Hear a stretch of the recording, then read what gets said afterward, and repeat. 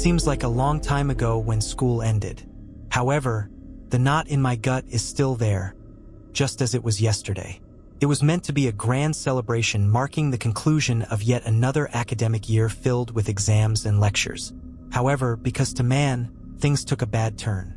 With the intense light, everyone was giddy with anticipation.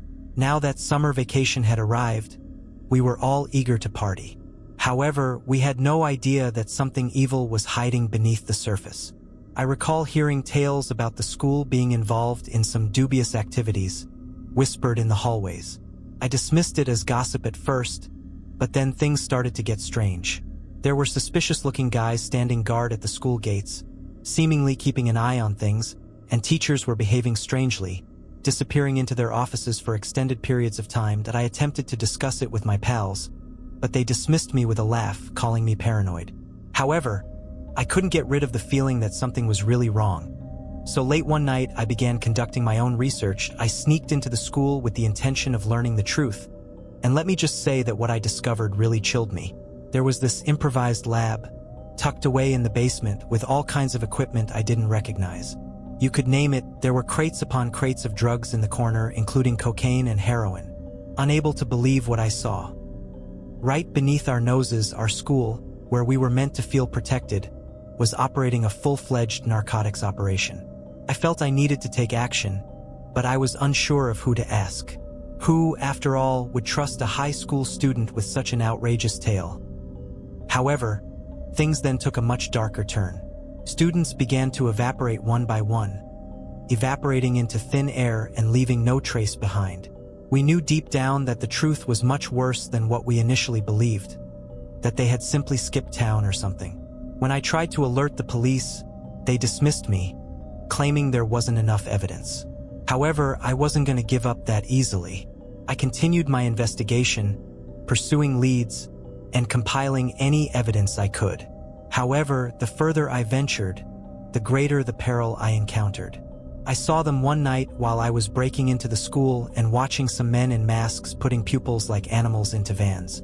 When I attempted to step in, they overpowered me and dragged me while yelling and kicking. The next thing I knew, I was strapped to a chair in a pitch-black room and having a sack placed over my head.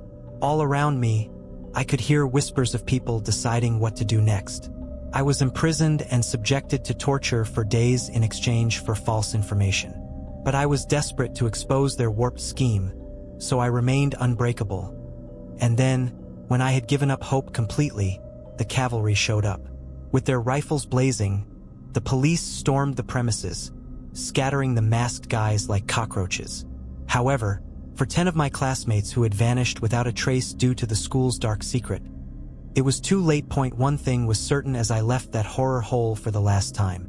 I'll devote the rest of my life to ensuring that the world is aware of the truth about what actually transpired at that school, because some secrets are worth protecting at all costs.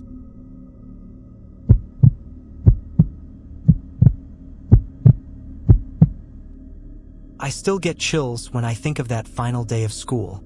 It was all meant to be a celebration of waving farewell and the start of a new school year filled with assignments and homework. However, what happened? I still get shivers from it. With the summer break about to begin, everyone was giddy with anticipation under the scorching sun. My friends and I were planning all the amazing things we were going to do when we heard some rumors. There are rumors that a hidden club is in charge of the school. I shrugged it off at first. Secret organizations in our school, that is. But then strange things began to happen.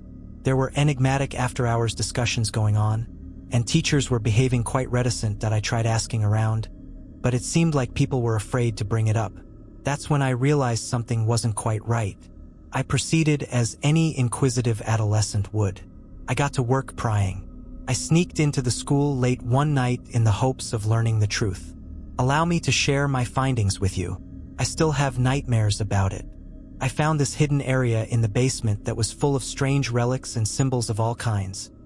And these shrouded creatures were chanting in a language I couldn't comprehend in the thick of it all. I attempted to disappear without being detected, but I must have made a sound since I suddenly find myself being pursued. My heart was racing as I sprinted for my life, and I didn't stop until I was outdoors. However, the horror did not stop there. In the days that followed, odd things began to happen. Children were going missing one after another, and nobody seemed to be concerned. It appeared as though they had vanished from the world. My pals believed I was crazy when I tried to tell them what I'd witnessed. They advised that I should stop watching scary movies since I was merely paranoid. But I was not going to let go of the truth, because I knew it. I continued my investigation in an effort to obtain proof that the secret society was what it claimed to be. However, the further I dug, the more peril I discovered. It seemed as though they were observing every action I took, anticipating the ideal opportunity to act. And then it occurred one evening. I sensed that someone or something was following me as I made my way home from a friend's place. I made an effort to ignore them, but they persisted. One of the shrouded individuals from the basement confronted me as I approached the corner.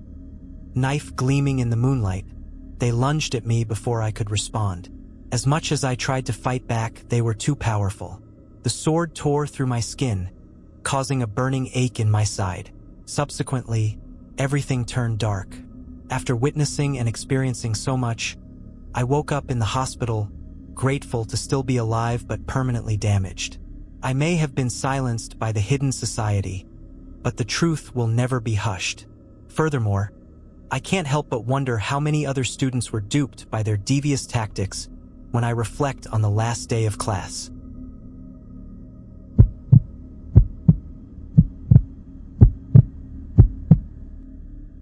I still get chills when I think of that final day of school.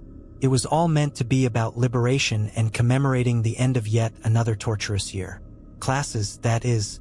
However, what took place? It like something from a bad dream. Everyone was excited to spend a few months outside the school gates, and the heat was scorching. As my friends and I were organizing our summer plans, strange things started to happen. Teachers were whispering to each other in the hallways, looking around nervously as if they were hiding something. What about the principal? He was, in fact, acting even more strangely than normal. He would spend hours upon hours disappearing into his office. And he had this crazy expression in his eyes when he finally emerged that I didn't give it much thought at first. I mean, aren't adults strange? However, there were later persistent suspicions that the school was engaged in a covert scientific experiment. At first, I laughed it off, but as I listened more, it began to make more sense. Why else would the principal and teachers be behaving in such a sleazy manner? As an inquisitive adolescent, I made the decision to look into it more. I sneaked into the school late one night in the hopes of learning the truth. Allow me to share my findings with you. It resembled something from a science fiction film. This lab, tucked away in the basement, was full of oddball devices and gadgets. And at the center of it all were these liquid-filled tanks that appeared to be holding human bodies. Unable to believe what I saw. Right under our noses, our school, where we spent our days studying mathematics and history, was conducting some sort of bizarre science experiment. However, things were going to get really crazy that I heard noises coming from down the corridor as I tiptoed out of the lab. I observed the principal and many instructors huddled together, whispering to each other, as I peered around the corner. At that point, I heard it. They intended to use the student body to obtain the additional test participants they required. I felt I needed to take action, but I was unsure of who to ask. A high school student with such an outrageous story, who would believe it? But then it did occur the following day. Students began to vanish without a trace, going missing one after the other. Everyone initially assumed they had simply left town or something, but we all understood the truth in our hearts. Students were being abducted by the principal and teachers for their bizarre experiments. When I tried to tell the police, they dismissed me with a remark that I was only using my imagination. However, I wasn't going to give up that easily.